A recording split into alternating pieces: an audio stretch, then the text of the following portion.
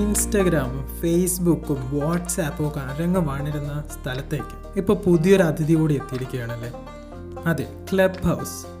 നമ്മൾ പലരും ഇത് ഉപയോഗിക്കുന്നുണ്ടാവില്ല എങ്കിലും നമ്മളൊക്കെ ഇതിനെക്കുറിച്ച് കേട്ടിട്ടുണ്ട്. അപ്പോൾ എന്താണ് ഈ ക്ലബ് ഹൗസ്?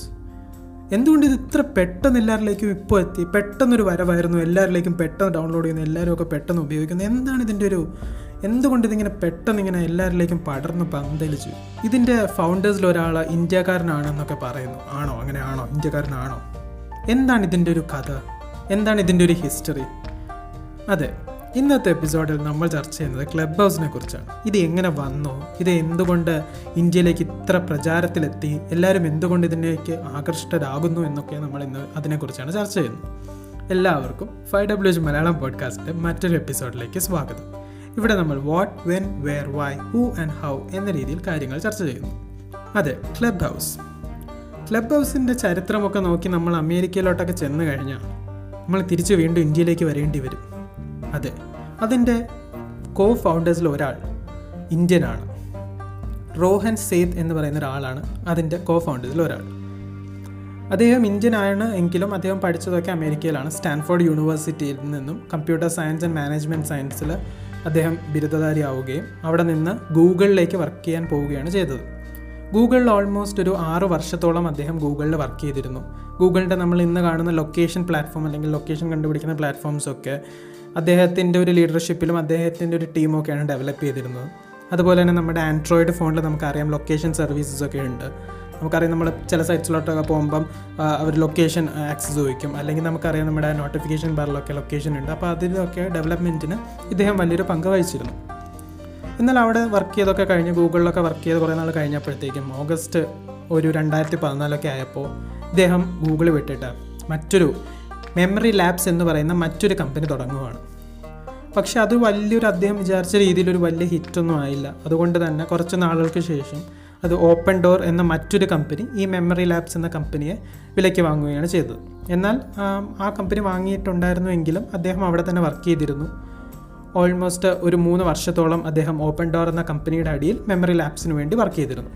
അതിനുശേഷം ഓൾമോസ്റ്റ് ഒരു 2018 അദ്ദേഹത്തിന് കല്യാണം കഴിയുന്നത്.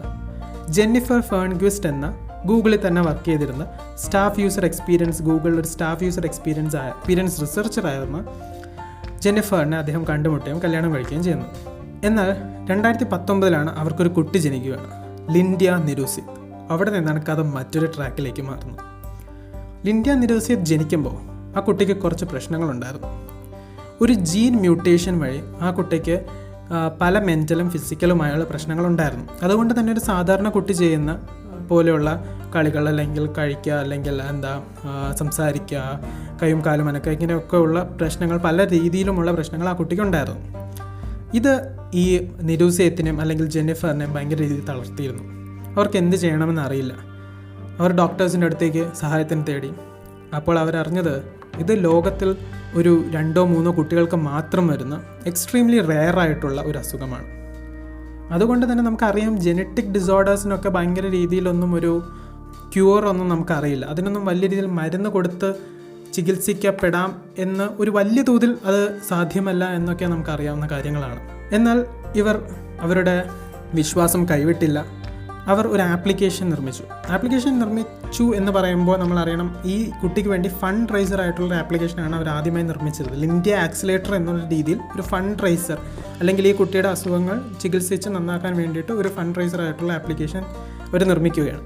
എന്നാൽ ഇതിൻ്റെ പിന്നിൽ മറ്റൊരു കാര്യം കൂടെയുണ്ട്. നമ്മളിങ്ങനെ ഫണ്ട് റൈസർ ആപ്ലിക്കേഷൻ നിർമ്മിച്ചു എന്ന് പറയുമ്പോൾ അതിൻ്റെ കൂടെ ഇവർ ഈ കുട്ടിക്കൊരു മരുന്ന് കണ്ടുപിടിക്കാൻ, അല്ലെങ്കിൽ ഇതിന് എന്താണ് ഒരു പ്രതിവിധി എന്ന് കണ്ടുപിടിക്കാൻ വേണ്ടി ഇവർ പലതരം ജേർണൽസ് നോക്കുകയും, അല്ലെങ്കിൽ അതിലൊക്കെ എന്താണ് ഈ കുട്ടിയുടെ പ്രശ്നം എന്ന് അറിയാൻ ശ്രമിക്കുകയും, പല ഭാഷകളിലുള്ള ജേർണൽസിനെ അവരുടെ ഇംഗ്ലീഷിലേക്കൊക്കെ കൺവേർട്ട് ചെയ്ത് എന്താണ് ഇതിൻ്റെ ഒരു പ്രതിവിധി എന്ന് അവർ പല രീതിയിലൊക്കെ നോക്കാൻ ശ്രമിച്ചിരുന്നു. അവസാനം അവർ ആൻറ്റിസെൻസ് ഒളിഗോന്യൂക്ലിയോസൈഡ്സ് എന്നൊരു ടെക്നോളജി ഉപയോഗിച്ച് ഇത് ക്യൂർ ചെയ്യാൻ പറ്റുമെന്നും അദ്ദേഹത്തിൻ്റെ ട്വിറ്ററിൽ എഴുതിയത് ഇത് ഈ കുട്ടിക്ക് ഒരു കോഡിൽ, അല്ലെങ്കിൽ ഒരു ജെനറ്റിക് കോഡിൽ ഉണ്ടായ ഒരു പ്രശ്നമാണ്.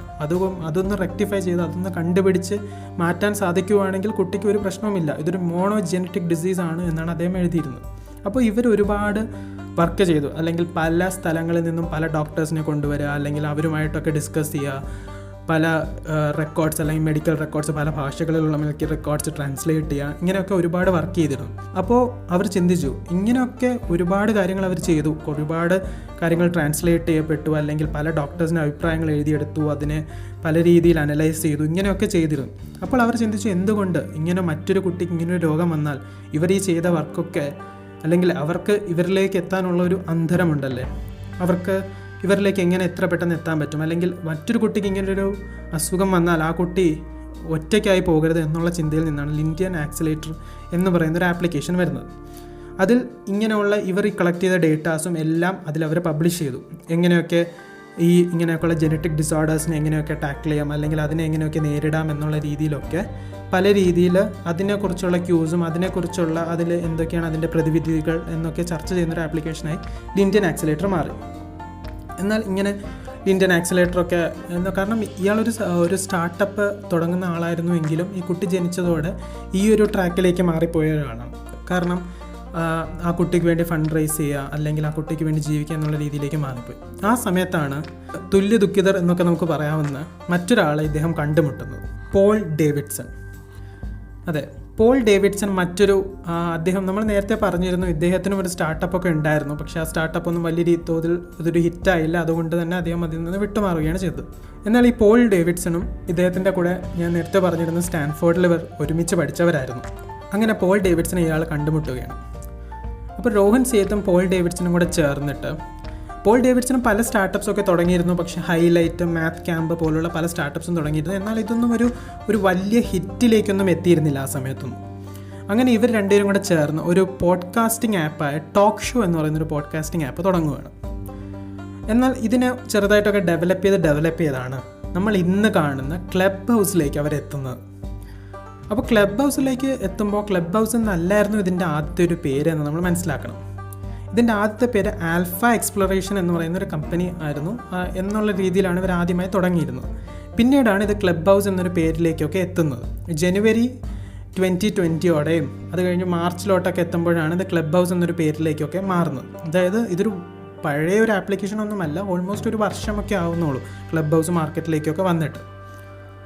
ഇതിനെ ബാക്ക് ചെയ്തിരുന്നു പല കമ്പനീസും ഇവർക്ക് ഫണ്ടിങ് ഒക്കെ കൊടുത്തിരുന്നു. അതിൻ്റെ മെയിൻ കമ്പനിയായിരുന്നു ആൻഡ്രീസൺ ഹൊറോവിറ്റ്സ് എന്ന് പറയുന്നൊരു അമേരിക്കൻ കമ്പനിയൊക്കെ ഇവർക്ക് വലിയ തോതിൽ ഫണ്ട് ചെയ്തിരുന്നു എന്ന് നമ്മൾ മനസ്സിലാക്കണം.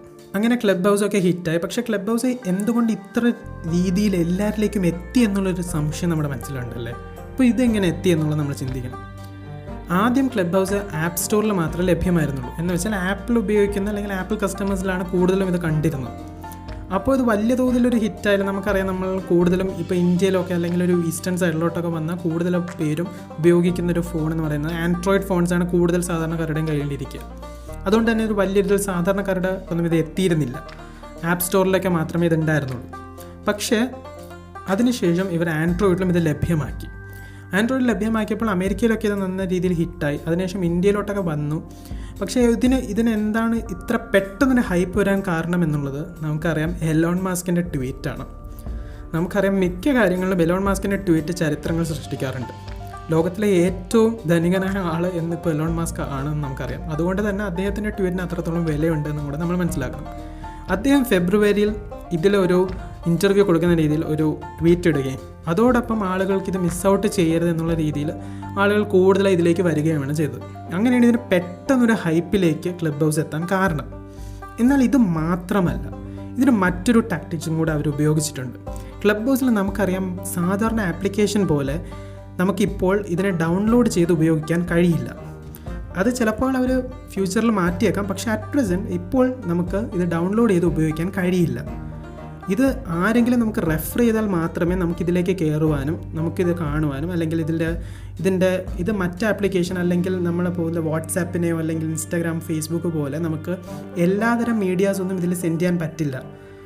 നമുക്ക് ടെക്സ്റ്റ് മെസ്സേജ് സെൻഡ് ചെയ്യാൻ പറ്റില്ല, നമുക്ക് ഫോട്ടോസ് സെൻഡ് ചെയ്യാൻ പറ്റില്ല, വീഡിയോ സെൻഡ് ചെയ്യാൻ പറ്റില്ല. വോയിസ് മാത്രമാണ് അല്ലെങ്കിൽ സംസാരിക്കാൻ മാത്രമാണ് ഈ ആപ്ലിക്കേഷനിൽ കഴിയുക. അതുകൊണ്ട് തന്നെ അതൊരു ഡിഫറെൻ്റ് ഐഡിയ ആണ്. കാരണം സംസാരിക്കാൻ മാത്രമേ കഴിയുള്ളൂ, നമുക്കൊരു മെസ്സേജ് ഒന്നും അയക്കാൻ പറ്റില്ല. അപ്പോൾ സംസാരിക്കാൻ മാത്രമേ കഴിയുള്ളൂ. അപ്പോൾ നമ്മൾ നോക്കുക എന്താണ് അതിൻ്റെ ഒരു ഇൻ്റർഫേസ് എന്താണ് എന്നും കൂടെ നമ്മളൊന്ന് പറഞ്ഞേക്കാം. ഇൻ്റർഫേസ്, കാരണം ഇത് നമ്മൾ മിക്കവരും ഇതിൽ ഡൗൺലോഡ് ചെയ്തിട്ടുണ്ടെങ്കിലും നമ്മൾ അല്ലെങ്കിൽ ഇതിലേക്ക് വരുന്നവരൊക്കെ അറിയാൻ വേണ്ടിയിട്ടാണ് എൻ്റെ ഇൻ്റർഫേസ് എന്താണെന്ന് പറയാൻ. ഒരു സിമ്പിളായിട്ട് പറയുവാണെങ്കിൽ, നമ്മളൊരു വലിയ ബിൽഡിങ്ങിലേക്ക് പോവുകയാണെന്ന് ആലോചിക്കുക. അവിടെ പല റൂമിലും പല പല ചർച്ചകൾ നടക്കുന്നു, അല്ലെങ്കിൽ പലരും സംസാരിക്കുന്നു എന്നൊക്കെ നമ്മൾ വിചാരിക്കുക.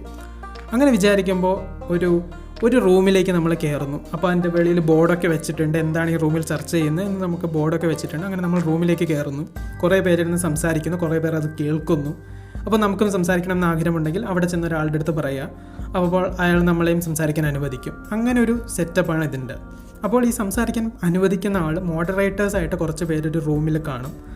അപ്പോൾ അവർ വഴി അവർ സമ്മതിച്ചാൽ നമുക്ക് സംസാരിക്കാൻ പറ്റുന്നതാണ്, അല്ലെങ്കിൽ നമുക്ക് വെറും ലിസണറായിട്ട് കേട്ടുകൊണ്ടിരിക്കാം. ഇങ്ങനെ പല റൂമുകളും നമ്മൾ എടുക്കുന്ന ആ ഫസ്റ്റ് ഇതിൽ തന്നെ, അല്ലെങ്കിൽ ഫസ്റ്റ് ഇൻ്റർഫേസിൽ തന്നെ നമുക്ക് പലതരം റൂമുകളിലേക്കും അങ്ങനെ പോയി നോക്കാവുന്നതാണ് എന്തൊക്കെയാണ് അവിടെ സംസാരിക്കുന്നത്. നമുക്ക് ഇഷ്ടമുള്ള ടോപ്പിക്സ് ആണെങ്കിൽ കേൾക്കാം, അല്ലാത്തതാണെങ്കിൽ പോകാം. നമുക്ക് സംസാരിക്കണമെന്ന് ആഗ്രഹമുണ്ടെങ്കിൽ നമുക്ക് റിക്വസ്റ്റ് ചെയ്യാം മോഡറേറ്ററിൻ്റെ അടുത്ത്, നമുക്ക് സംസാരിക്കണമെന്നൊക്കെ പറയാം. അങ്ങനൊരു ഇൻ്റർഫേസാണ് ക്ലബ് ഹൗസിലുള്ളത്.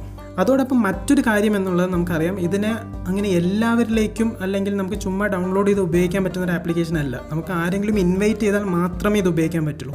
ഒരാൾക്ക് 5 പേരെ മാത്രമേ ഇൻവൈറ്റ് ചെയ്യാൻ പറ്റുള്ളൂ ഇപ്പോഴത്തെ സാഹചര്യത്തിൽ.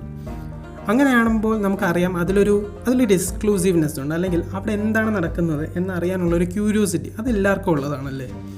അപ്പോൾ നമ്മളത് മിസ് ചെയ്യരുത് എന്ന് നമുക്കൊരാഗ്രഹം വരും, അല്ലെങ്കിൽ ആ ഒരു ക്യൂരിയോസിറ്റി വരുമാറും. 5 പേർക്ക് മാത്രം ഒരാളിൽ നിന്നും കയറാൻ പറ്റുന്ന ഒരു സാധനത്തിലേക്ക്, അല്ലെങ്കിൽ അതിലെന്താണ് നടക്കുന്നത് എന്നൊരു ക്യൂരിയോസിറ്റി വരുന്നതുകൊണ്ട് തന്നെ ഇത് വലിയ തോതിൽ ആളുകൾ റെഫർ ചെയ്യുകയുണ്ടായി.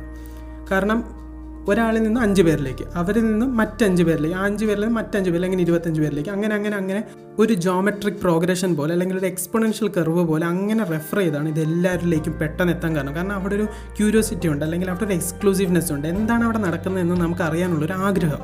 ആ ആഗ്രഹം തന്നെയാണ് ഇതിനെ വലിയ തോതിൽ ആളുകളിലേക്ക് എത്തിക്കാനുള്ളൊരു സാഹചര്യം കൂടി ഉണ്ടാക്കിയത്. അങ്ങനെയാണ് ഇപ്പോൾ നമുക്ക് മലയാളികളിലേക്കായാലും അല്ലെങ്കിൽ ഇന്ത്യക്കാരിലേക്കും ഒക്കെ ഇത് വലിയ തോതിലൊരു ഹിറ്റായിക്കൊണ്ടിരിക്കുകയാണ്.